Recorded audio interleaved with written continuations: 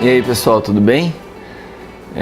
Provavelmente se você está assistindo esse vídeo é sinal que o mundo não acabou, né? Nós estamos gravando esse vídeo no dia 22 e todas as previsões nos apontavam que o fim do mundo era dia 23. E para decepção mais uma vez de todos aqueles que preveram, eu acho que você está assistindo esse vídeo ainda aqui num estado normal e as coisas acontecendo com a mesma rotina que você tinha uma semana atrás. E na verdade, por que eu estou te falando isso? Porque isso já aconteceu algumas vezes ao longo da história, para não falar muitas vezes ao longo da história. Várias pessoas têm feito essa previsão do fim do mundo, desde astrólogos, astrônomos, numerólogos, mas, pasmem, até os nossos irmãos teólogos, cristãos, e todas as pessoas de diversas linhas escatológicas começam a ter as suas próprias previsões, né? E eu acho interessante a gente começar a entender qual o tipo de pensamento que acaba gerando sobre a Igreja de Cristo esses pensamentos de fim do mundo.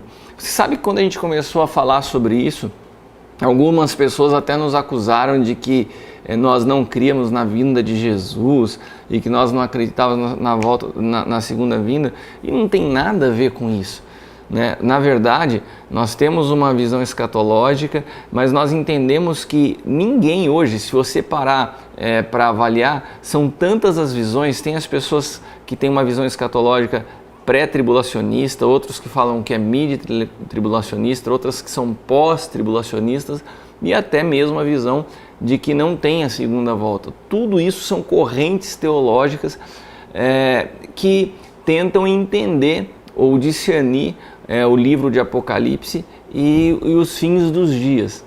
Mas na realidade nós precisamos entender que de todos esses pensamentos ninguém tem a capacidade de falar isso ou aquilo. Nós não podemos, né? Se você tem 4 linhas de pensamentos ou mais, como você pode afirmar que a tua é verdadeira? Nós podemos adotar uma na qual nós cremos, né? Mas na realidade a gente precisa compreender que esse pensamento, nós temos vivido dias realmente intensos, né? Acabamos de ver aí terremotos que chacoalharam o México, né? Nós temos orado pelo México, inclusive em regiões, por exemplo, Puebla, a cidade do México, que eu tive lá esse ano. Tem muitas pessoas, muitos irmãos, amigos, a igreja Casa de Graça, que nós amamos tanto. Então todos lá, a gente sabe a dor que as pessoas têm passado lá. Também os furacões que atingiram fortemente a América Central e também ali a parte sul dos Estados Unidos, né, na Flórida, e tantas coisas intensas acontecendo, e as pessoas acabam sempre apontando para isso, né? Mas na realidade nós precisamos entender que quando esse pensamento começa a tomar, e esse pensamento é cíclico, se você estudar a história da igreja, né, por vários períodos da história, se intensificaram os pensamentos do fim do mundo e da ideia da volta de Jesus. E esses pensamentos foram muito prejudiciais à igreja, porque geram muitas vezes conversões fundamentadas no medo, né? Então as pessoas, elas parecem que vêm a Deus pelo medo, né? E de fato isso não produz uma transformação genuína, né? Porque a gente precisa conhecer o Deus que é amor, e quando você conhece o verdadeiro amor, ele lança fora o medo. Então você não permanece na presença de Deus pelo medo. E também um pensamento de quase abandono da responsabilidade da igreja sobre o governo, né? A gente percebe que a nossa geração, ela não foi preparada para o governo.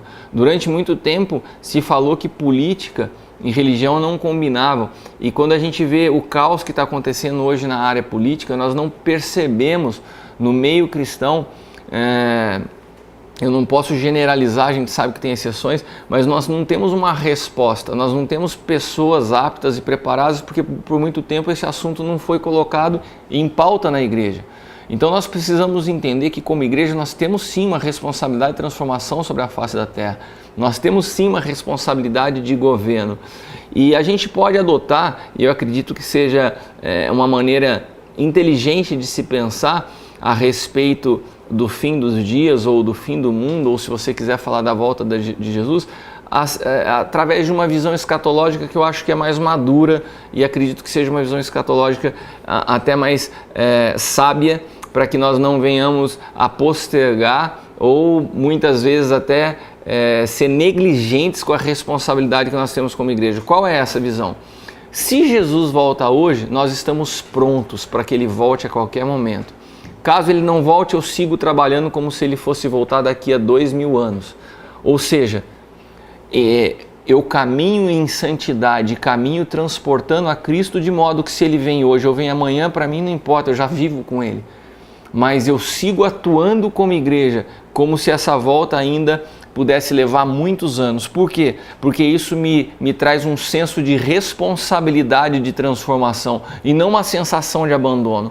Então que nós como igreja possamos entender sim esse gemido da terra, da criação que anseia pela manifestação de filhos.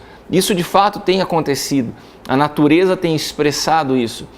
Mas que nós não venhamos a muitas vezes tirar o pé do acelerador ou ser negligente com essa responsabilidade, achando que o mundo vai acabar com tantas datas que já passaram, que nós possamos nos preparar como igreja para produzir sim transformação, de produzir nesse momento uma geração relevante que se prepare para atuar na política de maneira eficaz, com santidade, com sabedoria e com competência, estudando, se preparando tecnicamente para produzir transformação. Que nós possamos produzir jovens capacitados, preparados para produzir transformação na sociedade, porque nós sabemos que nós temos uma resposta a esse clamor. A palavra de Deus diz que a natureza e que o mundo anseia pela manifestação dos filhos. Esses filhos são aqueles que carregam a Cristo, são filhos maduros, são os uios, aqueles que têm a estatura de Cristo. E para isso, nós precisamos sim, como igreja, entender a importância de nós caminharmos nos 5 ministérios, de nós levarmos as pessoas não só à salvação, mas a um amadurecimento da fé. É um tempo da igreja amadurecer na fé e gerar pessoas maduras. Então, meu irmão, que você possa descansar com relação a esse assunto de fim do mundo, simplesmente estando preparado para estar com Cristo, seja isso hoje ou seja isso amanhã ou daqui 10.000 anos. Seguimos fazendo a nossa obra, não olhamos para trás, prosseguimos rumo ao nosso alvo, deixando para trás as coisas que para trás ficam. Amém? Que Deus te abençoe e que até o nosso próximo programa, se o mundo não acabar. Tá bom? Valeu!